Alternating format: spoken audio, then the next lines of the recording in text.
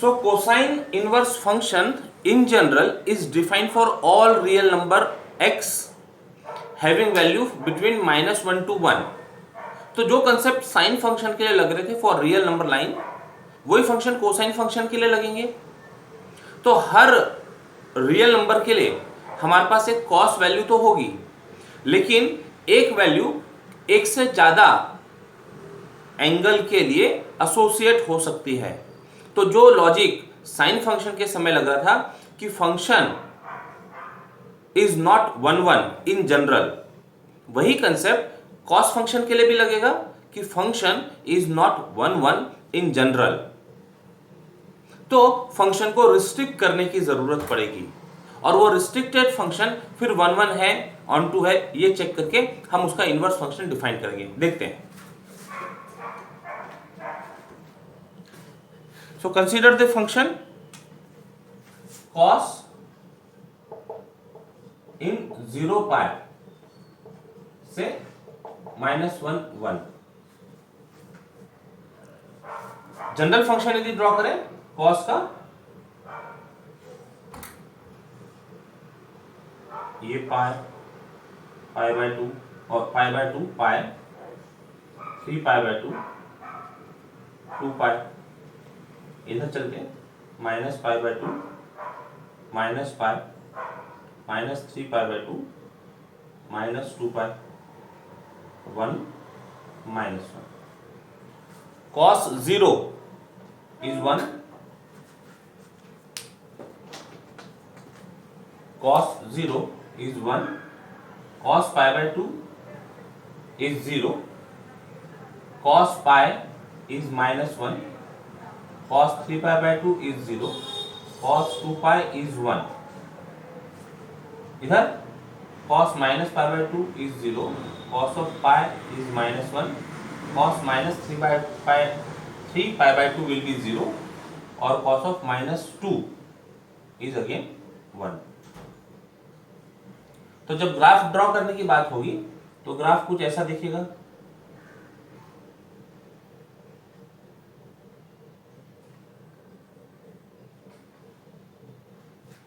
ये हो गया कॉस फंक्शन का ग्राफ। अब कॉस फंक्शन के ग्राफ में फिर वही कंसेप्ट, यदि कोई एक हम वैल्यू ले लें, जैसे मान लो ये वैल्यू ले ली है, suppose this is half, corresponding to half, तो ऐसे कितने एक्स मिलेंगे जिसके लिए वैल्यू हाफ होगी? ये हो गया, ये एक्स हो गया, ये एक्स हो गया, यहां एक्स मिला,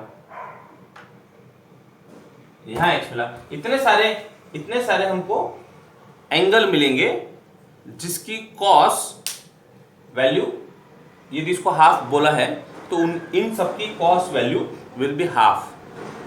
मतलब यहां जो हाफ है एक से ज्यादा एंगल से एसोसिएट होते दिख रहा है। Obviously this will not be 1 function.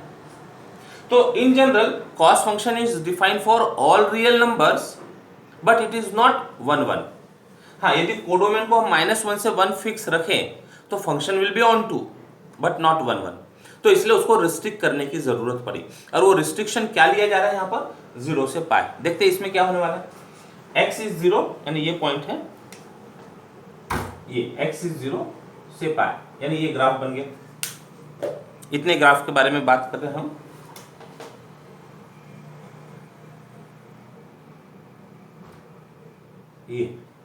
ये ग्राफ।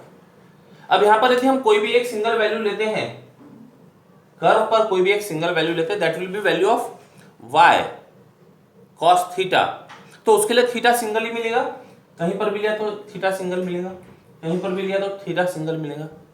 तो we can observe that this function in restricted interval 0 से pi is 1 function. Onto तो हो गई 1 फंक्शन। अब ऐसे और कहां डिफाइन हो सकते थे? ये पार्ट में भी हो सकता था, एक सिंगल कर्व ये वाला हो सकता था, सिंगल कर्व ये वाला हो सकता था, लेकिन प्रिंसिपल रेंज डिस्कस करने के लिए हम ये पार्ट डिफाइन करते हैं 0 से पाई के बीच में ग्राफ का नेचर। तो clearly now this is 1 and onto function, therefore inverse function exist. clearly this cos function is 1 1 and onto, therefore its inverse exists and is cos inverse -1 से 1, 0 से pi. Inverse is defined as cos inverse is defined as -1 से 1, ये interval domain होगा और range is 0 to pi.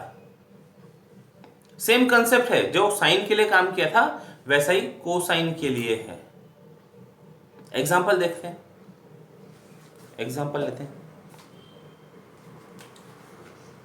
Find principal value of, example, find principal value of cos inverse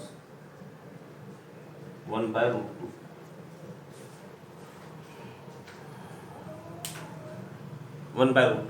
यहां पर कोई एक वैल्यू है, उसका cos इनवर्स की principal, this range give principal value, यहां लिख देते हैं principal, this gives principal value, this range gives principal value. ठीक है, अब हमको ऐसा सोचना पड़ेगा कि कौन से एंगल का cos 1/√2 होता है. यहां से शुरू करना होगा. कौन से एंगल का cos 1/√2 होता है?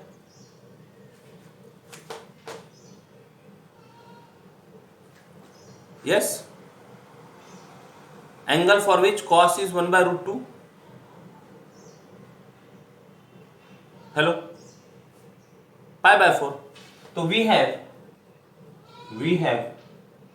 cos of π/4 is equal to 1/√2.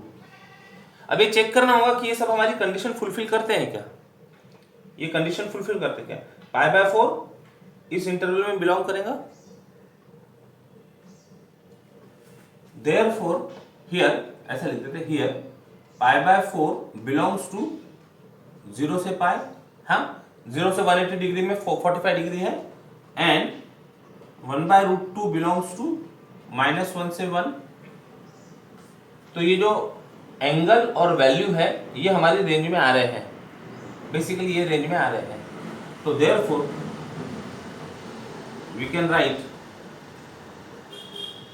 Can write ये cos को उधर भेज दो, तो cos inverse 1/√2 is equal to π/4, which is principal value, which is the principal value of cos inverse 1/√2. और भी कुछ एंगल हो सकते हैं जिसका cos 1/√2 होगा. ठीक है, और भी ऐसे एंगल हो सकते हैं.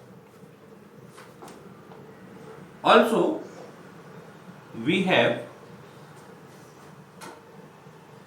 cos of -π/4 is equal to 1/√2. होता है ऐसा, cos of -π/4, cos of -θ is cos θ, cos of -θ is cos θ. चलो पूरा लिख देते हैं, ऐसा पूरा लिख देते हैं इसको. We have cos of -π/4 is equal to cos π/4 which is equal to 1/√2. ठीक है, सो हम ऐसा सोच सकते क्या, ये cos उधर चले जाके इनवर्स हो जाए. देखते हैं. So cos inverse 1/√2 is equal to -π/4. ऐसा लगता है कि हो सकता है, but this -π/4 does not belongs to 0 pi. ये हमारे प्रिंसिपल रेंज में नहीं है. ठीक है, this is not in principal range. But ऐसा लिख लीजिए, बट cos इनवर्स ऑफ 1/√2 जो यहां से -π/4 आते दिख रहा है is not in principal range. Therefore we can not write this, we can not write this. मतलब minus pi by 4 can not be the value for cos inverse 1/√2। इस range में जो फिट होंगे वही हमें लेना होगा।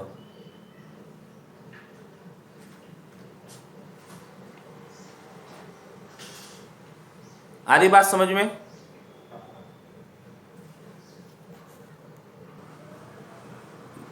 जिस प्रकार से रिजल्ट साइन इनवर्स फंक्शन के लिए देखे थे, ऐसे रिजल्ट यहां पर भी लगेंगे। Note number 1, cos of cos inverse x is equal to x for x belongs to -1 से 1, and second cos inverse of cos theta is equal to theta for all theta belongs to 0 से pi।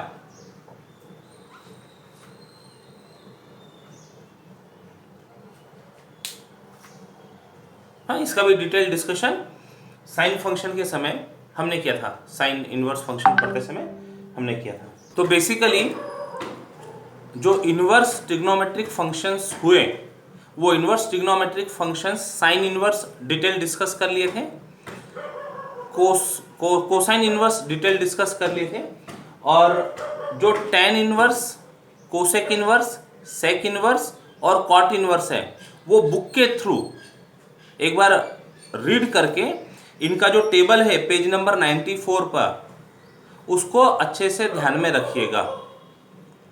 वहाँ add कर लिया आपने cot inverse का range R from cot inverse from R to 0 to पाई। Properties page 94। First, if -1 less than or equal to x less than but x is not equal to 0, then sin inverse x is cosec inverse 1/x। Fourth point को summarise किया, if x y are positive then tan inverse x plus tan inverse y, ये तीन situation में दिखेंगे depending on x y। If xy is less than 1, the result is, xy greater than 1, the result is, and when xy is equal to 1, result is pi by 2। And last result minus के लिए कोई restriction नहीं है, minus का result हम यहाँ लिख देते हैं number 5। if x and y are positive, so tan inverse x minus tan inverse y is equal to tan inverse x minus y upon 1 plus xy। तो ये हो गई properties of inverse trigonometric function. इनसे related problem solve करेंगे और ये week में ये टॉपिक को कंप्लीट करेंगे।